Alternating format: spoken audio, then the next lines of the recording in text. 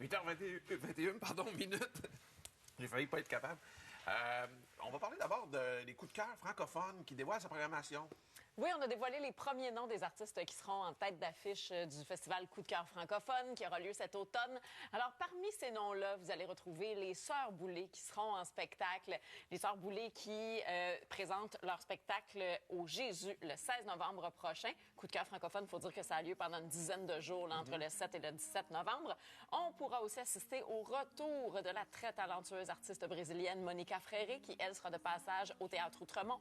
Et on annonce aussi, Richard, attache ta tuque parce que ça s'annonce électrique sur un moyen temps. Marjo au phophone électrique. Ouais. Hein? On l'écoute.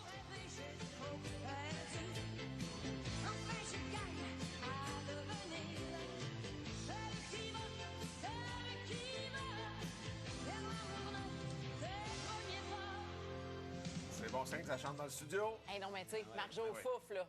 Oui, C'est parfait. C'est parfait. Chanson estivale maintenant.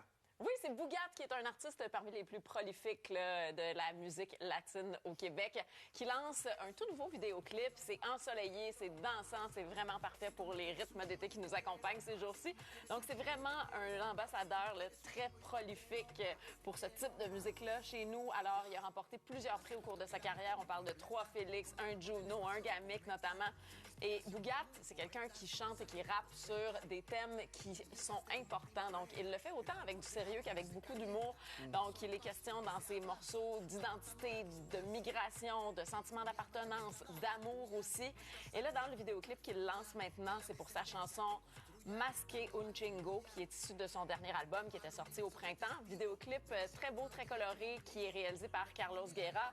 Et Bougat a fait cette chanson avec le duo afro-cubain Ocam. Alors, c'est une chanson qui parle de la thématique de l'amour, mais du vrai amour, là, celui qu'on savoure quand on grandit, quand on vieillit auprès de quelqu'un. On l'écoute. Si tu me quieres un chingo.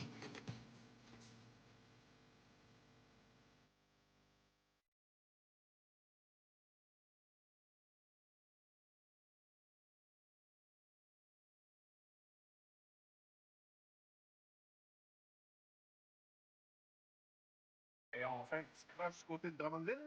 Eh oui, ça vaut la peine. C'est la pièce Appelez-moi Stéphane, un grand classique créé en 1980, qui est issu de l'esprit de deux personnes qui ont vraiment des terreaux très fertiles dans la tête. On parle de Claude Meunier et de Louis Saya, le créateur des Boys.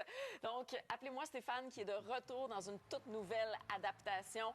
La pièce originale, en 1980, là, ça mettait en vedette Michel Côté, Francine Ruel, Véronique Leflaguet, Marc Messier, Marcel Gauthier, Monique Miller. C'était pas de la petite bière, là. Mais aujourd'hui, c'est pas non plus de la petite bière. Cette fois, c'est mis en scène par André Robitaille. Ça met en vedette Véronique Dicker, Tammy Verge, Patrice Bélanger et Bernard Fortin, qui joue le personnage principal de cette pièce, qui est un prof de théâtre, qui en fait voir de toutes les couleurs aux aspirants acteurs auxquels il enseigne. Mais son principal talent, ils vont finir par s'en rendre compte. En tout cas, on leur souhaite... c'est que c'est de jouer dans leur tête et pas tant que ça sur la scène, finalement. Okay. Alors, il est charismatique, Stéphane, mais il est un petit peu dangereux. Alors, si ça vous tente d'aller voir ça, c'est présenté à la Maison des Arts à Drummondville. Ça commence aujourd'hui. Ça sera présenté jusqu'au 17 août pour Appelez-moi Stéphane. Merci, Anne-Soleil. Hugo, des jumelles intelligentes? Absolument.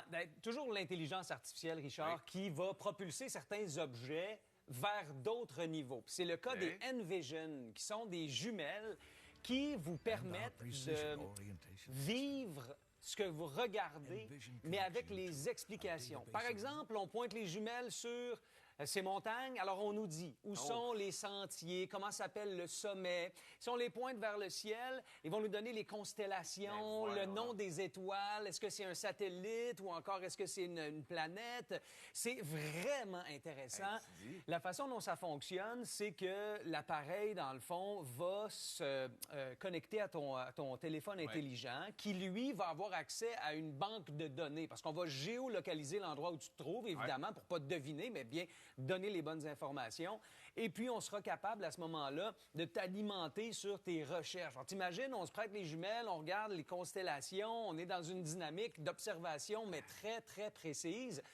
Faut que je dise quand même que c'est un produit qui s'en vient. Il n'est pas disponible actuellement. On est en démarche pour qu'il soit disponible. On parle d'un prix autour de 700 $, disponible 2025. Si c'est la même gang que la carte aux puces, on va avoir ça 2025 quelque part, semble-t-il. En même temps que le l'impression- tunnel, ça a l'air. Oh boy! Le troisième croise les lien, doigts. tant qu'il y a le troisième lien aussi, c'est ça? Non, mais je pense que, entre autres, si tu voyages dans une autre Ben ville, oui, ben oui. en vas à Londres, par exemple, c'est ton guide, littéralement, Absolument, à travers c'est tes yeux. une forme de guide touristique, t'as raison. Magnifique. Ça va être Raphaël Jacob qui va être notre guide